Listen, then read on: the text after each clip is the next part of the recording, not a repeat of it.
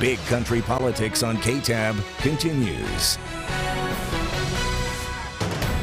Well, thanks for sticking around with us here on Big Country Politics. Right now, I'm with Dr. Paul Fabrizio. He is a professor of political science at McMurray University.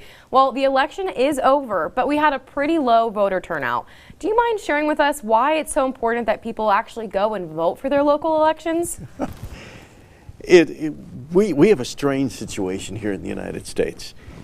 The attention is focused on the national, the international level, which have the least effect on our daily lives. Local politics, local government has the greatest effect on how we live our life. And we ignore it. We don't pay any attention unless, like has happened this past week, the streets flood.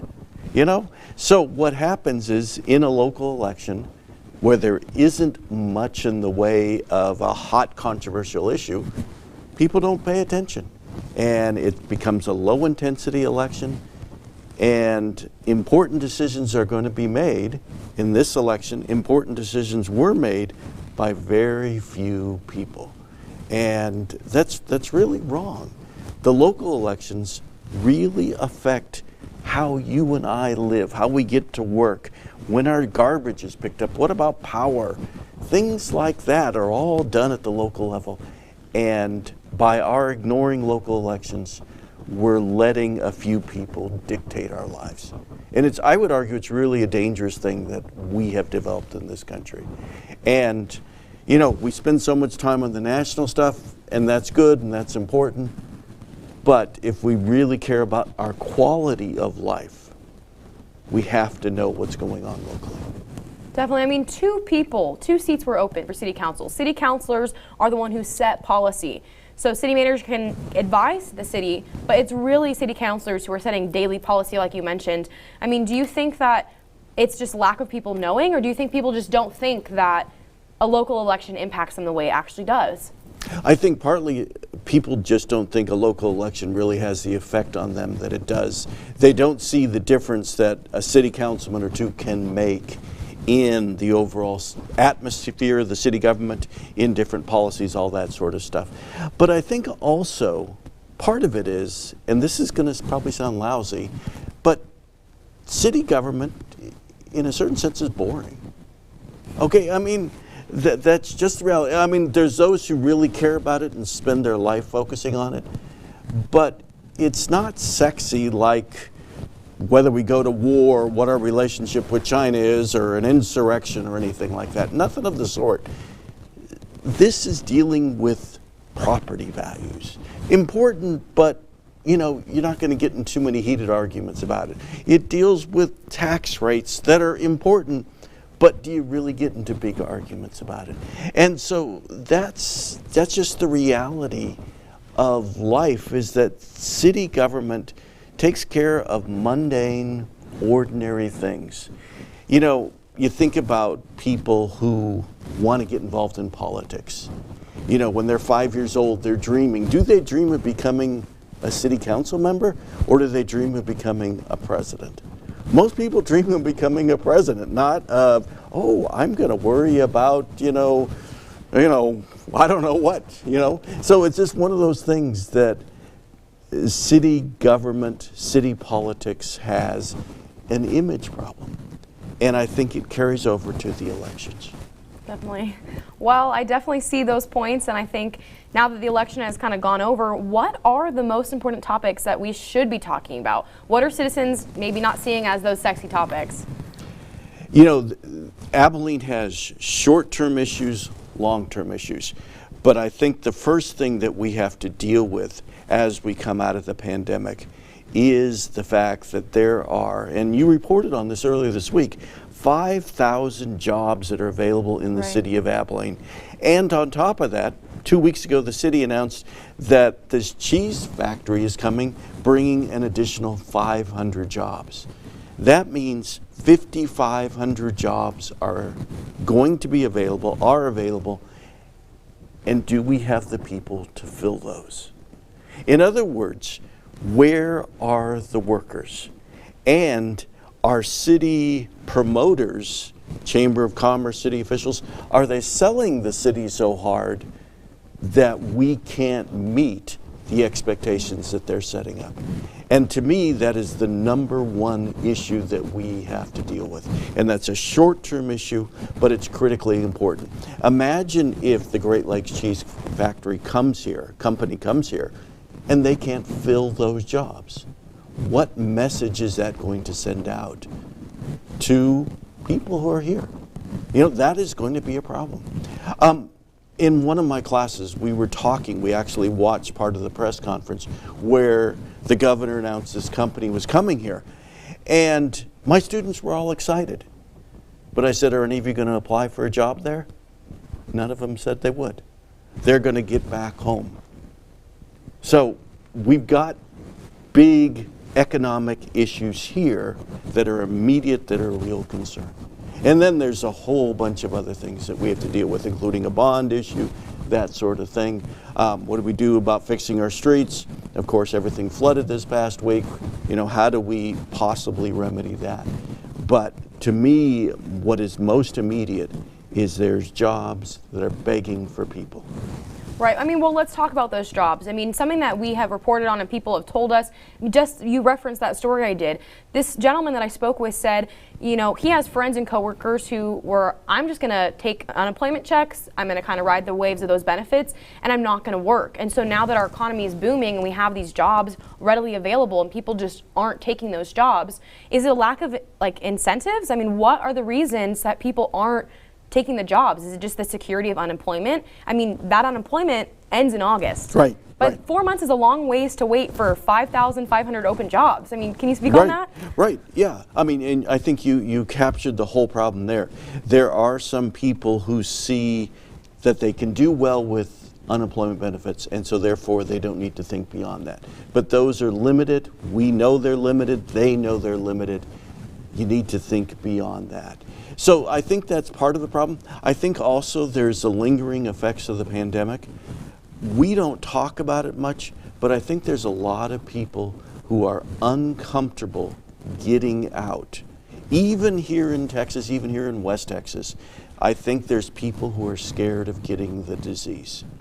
And those people are not likely to apply for work unless it can be remote.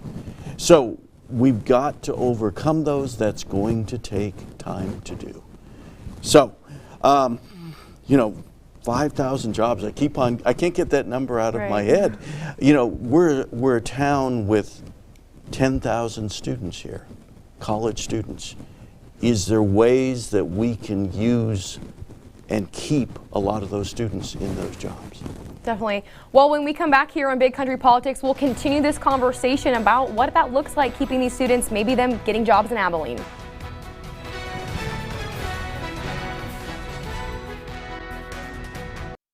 Big Country Politics on KTAB continues. Well, thank you for staying with us. We are still here with Dr. Paul Fabrizio. We're going to continue our conversation. There are 3 universities here in town, and we have 5,500 open jobs. How are we not able to get the students to stay here? They've invested 4 years of their education, and they're leaving. So is that maybe why we're seeing so many open jobs, that we aren't having these students kind of filter in and take those positions over? I think that's something that long-term the city of Abilene has really struggled with. We don't see ourselves as a college town. Yet, in fact, if you look at the numbers, then you add TSTC to it as well, Cisco College. We have a lot of students here. We are, in fact, a college town. What we teach in the college may not translate into the jobs that are available. And I think that's one thing that's going on, is there's a misfit there in terms of what you teach in a college education and what kind of jobs you're attracting. But at the same time, we also have several high schools in the area, in town too, that could also be feeding into them. Is there things that can be done at AISD? Is there things that can be done at Wiley? And all the other school districts around that could better prepare people for those jobs, as well as what can the universities do. All 3 of the universities here, ACU, McMurray, Hardin-Simmons, are really liberal arts schools, so they focus more on teaching thinking rather than teaching skills. And some of these jobs, I'm sure, just want skills. So that's part of the problem. But I think it can be resolved if I think there's more cooperation going on between where the jobs are and between all the educators in town. So, but the other thing I think is there's a perception of Abilene is not an exciting place. And college students come here, they have a great time, and then they look beyond that. What am I going to do? Where am I going to go? Their first thought is, I'm going to go back home, or I'm going to go to one of the bigger cities. And so I think Abilene suffers because we don't have a very exciting reputation. So in a certain sense, it's sort of like city government not being very exciting. The city of Abilene is not considered to be very exciting based on, what students say and how we present ourselves as well.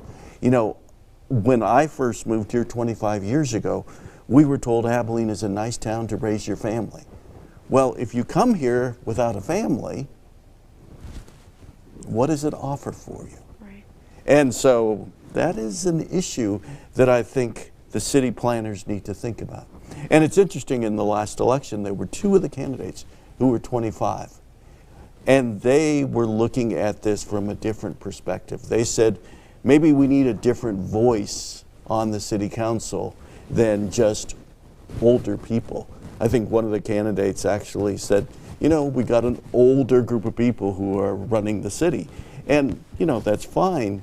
But if you're a college town, shouldn't there be younger voices that are hearing? Shouldn't there be younger voices that are involved in things? Right. I think part of that younger voice, too, kind of starts downtown. So something that the city council has been really forward about is wanting to make downtown walkable, wanting to make it so that you can go from the soda district and all those new bars and developments to downtown. And part of that is this idea of an entertainment district. We've been talking about it here. We've been talking about it in my reporting. And I think right now they have went ahead and approved a task force. They have assigned members to this task force. Some of these people on this task force are pastors, they're part of recovery groups. They might have a different angle against it. And if we are seeing the need for a more vibrant downtown, like you're saying, an attraction to keep young people here to take those 5,000 jobs, wouldn't an entertainment district hypothetically be that kind of missing piece to offer these young generations with something they need to do, something they can, have fun on the weekends? How would that impact us if we didn't take that step? What implications would it have if we just said, we're not going to have an entertainment district? That's a lot of questions in there. Yes, loaded question. Yeah. First of all, we don't know what the soda district is going to do.